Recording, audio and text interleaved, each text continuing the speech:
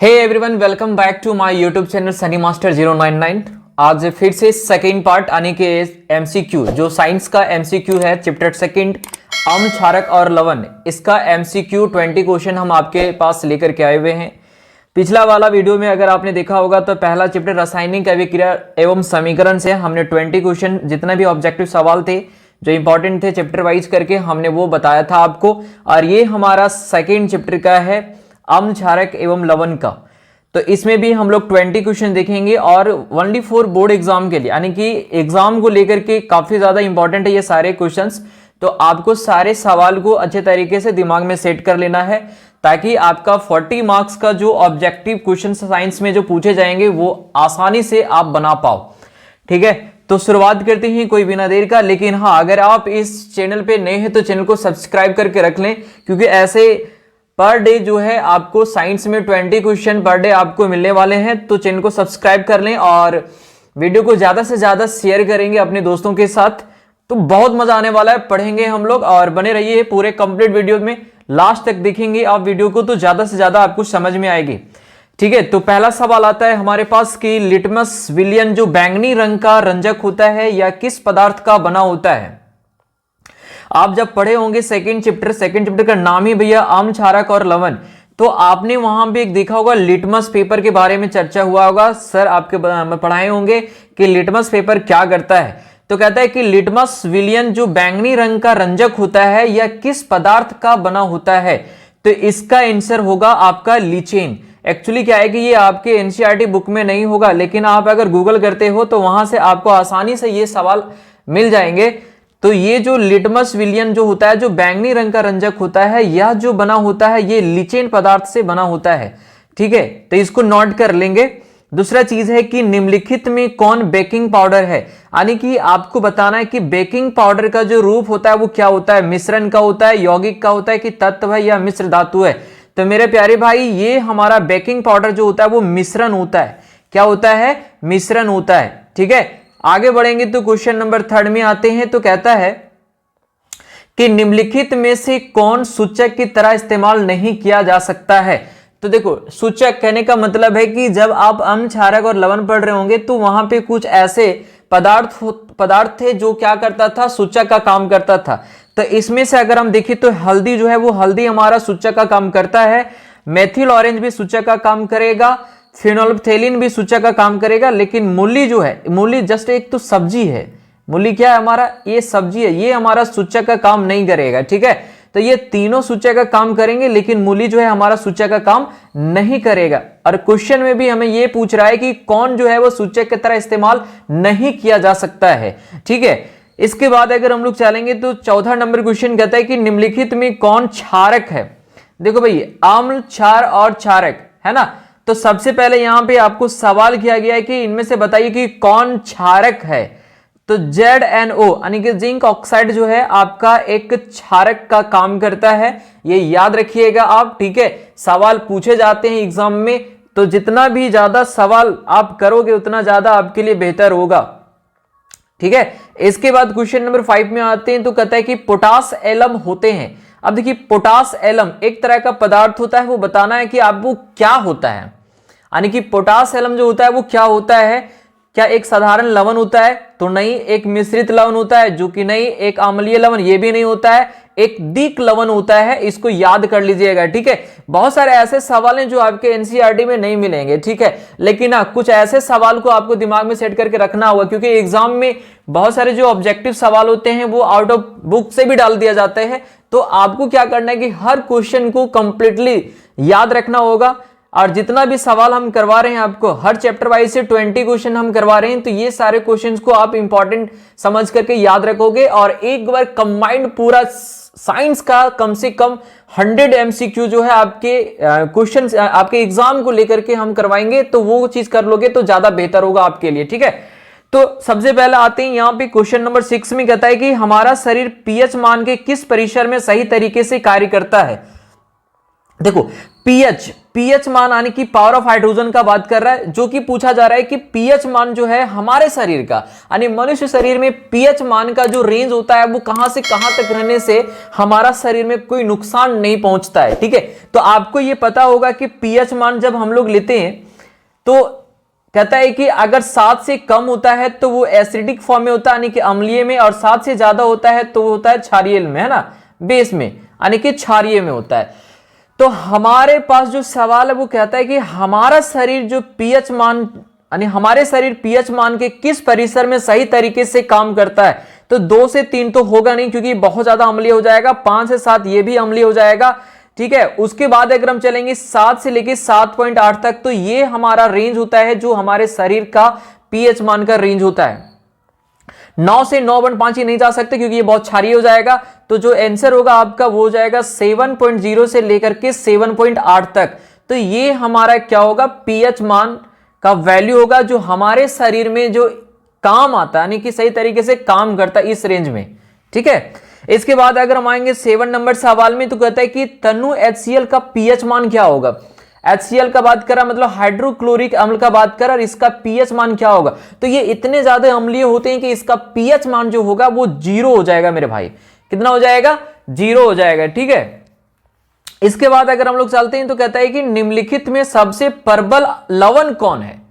प्रबल लवण का मतलब स्ट्रॉन्ग यानी कि ऐसा लवण हमें लेना है जो स्ट्रांग होगा। ये चारों में से आपको उठाना है और इसमें जो प्रबल अम्ल का जो बात करेगा वो NaCl जो होगा वो सबसे ज्यादा प्रबल होगा ये तीनों के अपेक्षा। ठीक है, CaCl2 भी होगा, BaSO4 भी है, LiCl भी है, लेकिन सबसे ज्यादा स्ट्रॉन्ग जो होता है वो NaCl होता है। तो ये याद रखोगे, एक प्रबल लवण पूछता है, एक दुर्बल लवण पूछता है। ठीक है, तो प्रबल लवण में यहां पे बात कर रहा है तो NaCl हो जाएगा। इसको अच्छे तरीके से आप याद रख लोगे। ठीक, इसके बाद आते हैं क्वेश्चन नंबर 9 में कहता है कि बहते हुए रक्त को रोकने में उपयोगी यौगिक कौन सा है। खाने का सोडा, नहीं सर, खाने का सोडा कहां से काम आएगा हमारे रक्त को रोकने में। नौसादर, ये भी नहीं। धौवन सोडा, ये भी नहीं। फिटकरी, जी हां फिटकरी। देखोगे जैसे जो कभी सैलून गए होंगे और जो सेविंग करवाते हैं तो सेविंग करने के बाद जो है सैलून वाला क्या करता है, एक फिटकरी होता है, एक ऐसा पदार्थ होता है जो व्हाइट व्हाइट यानी कि बर्फ जैसा दिखता है लेकिन होता नहीं है, वो फिटकरी होता है। उसको क्या करता है कि पूरा फेस में लगा देता है ताकि जहां पे भी आपका कटा हो, मतलब त्वचा अगर कहीं पे भी अगर कटा हो तो ये फिटकरी लगाने से क्या होता है कि ब्लड को रोक देता है। ठीक है, और इतना नहीं, अगर मान के चलिए कि कहीं गलती से आप अगर कट जाते, हाथ कट जाता है, उंगली कट जाते हैं, कहीं भी कट जाते हैं तो कुछ नहीं करना, आप अगर फिटकरी का यूज कर देते हैं तो वहां से ब्लड निकलना क्या होगा, बंद हो जाएगा। ठीक है, तो कह सकते हो कि बहते हुए रक्त को रोकने में जो उपयोगी यौगिक होता है वो फिटकरी होता है। इसको याद रख लीजिएगा। ठीक है, इसके बाद कहता है कि धातु के ऑक्साइड होते हैं। धातु के ऑक्साइड कौन होते हैं, अम्ल होते हैं क्या, नहीं। क्षारक होते हैं, तो जी हाँ, क्षारक ऐसा है जो धातु के ऑक्साइड में आते हैं, यानी कि धातु का ऑक्साइड की अगर हम बात करेंगे तो यहां पे क्षारक हो जाएगा हमारा, लवण नहीं होगा, अम्ल भी नहीं होगा। ठीक है, तो आंसर हमारा हो जाएगा क्षारक। ठीक, क्वेश्चन नंबर 11 चलते ही कहता है कि जल का पीएच मान कितना होता है। ये बहुत सिंपल सा सवाल है और बहुत बार रिपीटेड सवाल है कि जो हम लोग पानी पीते हैं वो पानी का पीएच मान कितना होता है। तो जल का पीएच मान हमारा 7 होता है। ठीक है, इसीलिए क्या होता है कि ना तो वो ज्यादा अम्लीय होता है, मतलब ना ही तो पीने में खट्टा होता है, ना ही जो वो क्षारीय होता है। इसलिए क्या होता है कि पीएच का मान कितना होता है, 7 होता है, यानी कि उदासीन होता है वो। ठीक है, यानी जिस पदार्थ का पीएच मान 7 हो जाता है वो उदासीन कहलाता है। इसको याद रख लेंगे आप। ठीक है, इसके बाद आते हैं क्वेश्चन नंबर 12 में कहता है कि बूझा हुआ चूना का रासायनिक सूत्र कौन सा है इसमें से। देखो पिछले वाले वीडियोस में भी हमने बताया था कि बूझा हुआ चूना का जो रासायनिक सूत्र होता है वो CaOH2 होता है। CaOH2, इसको पढ़ना है आपको, CaOH2 ये होता है हमारा बूझा हुआ चूना का सूत्र। ठीक है, उसके बाद आते हैं तो कहता है कि विरंजक चूर्ण का रासायनिक सूत्र क्या है। देखो ये भी सवाल पूछा हुआ है। विरंजक चूर्ण का रासायनिक सूत्र हमारा हो जाएगा CaOCl2। CaOCl2। ठीक है, इसको याद रखिएगा आप, CaOCl2। छोटे छोटे नाम होते हैं, ये रासायनिक सूत्र है, इसको आपको याद रखना है। अगर मौका मिलेगा तो बहुत सारे ऐसे पदार्थ है जिनका रासायनिक सूत्र है वो हम एक वीडियो के माध्यम से हम आपके पास पहुंचा देंगे। ठीक है, तो अभी फिलहाल हमें ये याद रखना है कि विरंजक चूर्ण का जो रासायनिक सूत्र होता है वो होता है CaOCl2। ठीक है, इसके बाद 14 नंबर क्वेश्चन में आते हैं, कहता है कि चींटी के डंक और नीटल के डंक में कौन सा अम्ल पाया जाता है। देखो आपको पता होगा कि चींटी, ठीक है, और एक नीटल यानी जिसको हम लोग खोटा कहते हैं, है ना, तो कहता है कि इसके डंक में कौन सा अम्ल पाया जाता है। मतलब कि भैया जब वो कटता है ना, जब वो काटेगा ना तो आपको ना बहुत ज्यादा जलन देता है, ठीक है, तो कहता है कि उसमें कौन सा अम्ल पाया जाता है, तो उसमें जो पाया जाता है भाई वो मेथनोइक अम्ल पाया जाता है, इसको याद रखिएगा, ठीक है। सिट्रिक अम्ल किसमें पाया जाता है, ये आपके लिए सवाल है। लैक्टिक अम्ल किसमें पाया जाता है, ये आपके लिए है। और एसिटिक अम्ल किसमें पाया जाता है, ये आपके लिए कमेंट करके जरूर बताइएगा, ठीक है, कि सिट्रिक अम्ल जो होता है वो किसमें पाया जाता है, लैक्टिक अम्ल किसमें पाया जाता है, और एसिटिक अम्ल किसमें पाया जाता है, ठीक है। ये आपके लिए सवाल है, कमेंट में जरूर बताएंगे, ठीक। तो चींटी के डंक और नीटल के डंक में कौन सा अम्ल पाया जाता है, तो मेथनोइक अम्ल में, ठीक है। कौन सा अम्ल पाया जाता है, मेथनोइक अम्ल, ठीक है। उसके बाद आते हैं 15 नंबर क्वेश्चन, कहता है कि अम्ल वर्षा कहलाने के लिए आवश्यक है कि वर्षा का जल का पीएच मान कितना होगा। तो सिंपल सी बात है कि भैया देखिए अम्लीय वर्षा कब होता है, जब 7 से कम होगा, लेकिन कितना कम होगा, क्योंकि यहां पे ऑप्शन दिया हुआ है कि 7 से कम हो जाए, 5.6 से कम हो जाए, या 8.6 से अधिक हो जाए, या फिर 10 हो जाए। कहने का मतलब यह है कि यहां पे दो ऑप्शन हमारे पास आ रहा है डॉटफुल में कि 7 से कम हो जाए, लेकिन हाँ एक इसमें सेकेंड वाला जो ऑप्शन है कि 5.6 से कम हो जाए। तो इससे अगर कम हो जाता है, 5.6 से अगर कम हो जाता है तो कौन सा वर्षा होता है, अम्लीय वर्षा होता है। तो ये मेरे प्यारे भाई याद रख लोगे, ठीक है। उसके बाद आते हैं क्वेश्चन नंबर 16, ये भी इंपॉर्टेंट सवाल है और ये भी पूछा हुआ सवाल है कि ग्लूकोज का रासायनिक सूत्र क्या होता है। ग्लूकोज का रासायनिक सूत्र क्या होता है, इसको लिख लो। कुछ ऐसे सवाल है इसमें जो काफी इंपॉर्टेंट और रिपीटेड सवाल है। तो ग्लूकोज का रासायनिक सूत्र होता है आपका C6H12O6, ठीक है, इसको याद रख लोगे, यानी कि ऑप्शन बी आपका सही होगा, C6H12O6, ठीक है, O6 हो जाएगा। 17 नंबर क्वेश्चन आते हैं, कहता है कि एसिटिक अम्ल का यूपेक नेम क्या है। देखो भाई एसिटिक अम्ल को ना यूपेक नेम, एसिटिक अम्ल का यूपेक नाम का अगर हम बात करेंगे तो हो जाता है मेथेनोइक अम्ल। क्या हो जाता है, मेथेनोइक अम्ल हो जाता है, इसको याद कर लोगे आप, ठीक है, मेथेनोइक अम्ल होता है। क्वेश्चन नंबर 18 में आते हैं, कहता है कि निम्नलिखित में कौन सा आयन लाल लिटमस को नीला कर देता है। मतलब रेड लिटमस को वो क्या कर देता है, ब्लू लिटमस में कन्वर्ट कर देता है। तो वो कौन सा आयन है, तो भैया OH है। क्या है, OH आयन होता है एक, जो क्या करता है, लाल लिटमस को नीला कर देता है। क्या करता है, लाल लिटमस को नीला कर देता है, इसको याद रख लोगे आप, ठीक है, अच्छे तरीके से। क्वेश्चन नंबर 19 कहता है कि फेरस सल्फेट क्रिस्टल का रंग कैसा होता है। तो भैया फेरस सल्फेट क्रिस्टल का रंग कैसा होता है, एक पदार्थ होता है जिसका रंग हमसे पूछा जा रहा है फेरस सल्फेट का। तो फेरस सल्फेट का रसायन, ये रंग जो होता है वो हरा होता है। इसको आप अच्छे तरीके से अगर नहीं समझ में आए तो गूगल भी कर सकते हो, कोई दिक्कत नहीं है, आपके बुक में नहीं मिलेगा, ये एनसीईआरटी बुक में नहीं होगा, ठीक है।